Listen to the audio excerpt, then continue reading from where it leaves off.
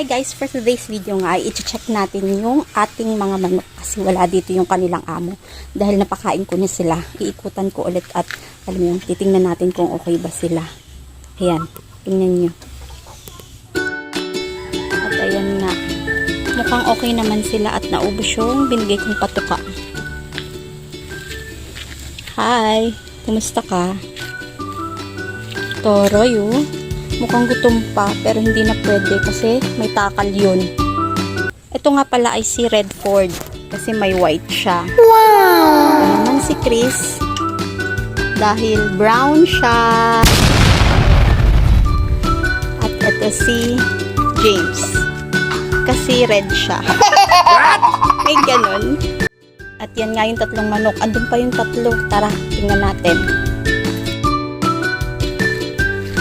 Yan. Andito sila. Kasi ganun yung ginagawa ng asawa ko. Kapag papatuka siya, i-check niya at iniikutan niya ulit. At yun nga pala ang hunters. Ayan, isa. Hunter 1 at Hunter 2. Ayan, Hunter 1 at Hunter 2. Ayan si Hunter 2. Alam niyo kung bakit sila hunters? Kasi golden sila.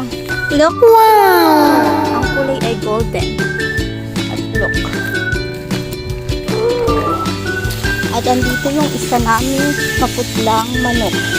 Yan ay bago pa lang. Hindi ko alam kung anong pangalan niya. Sa tingin nyo, anong magandang ipapangalan sa kanya? Ayan o. Pogi naman siya eh. Hindi nga lang halata. Yan o.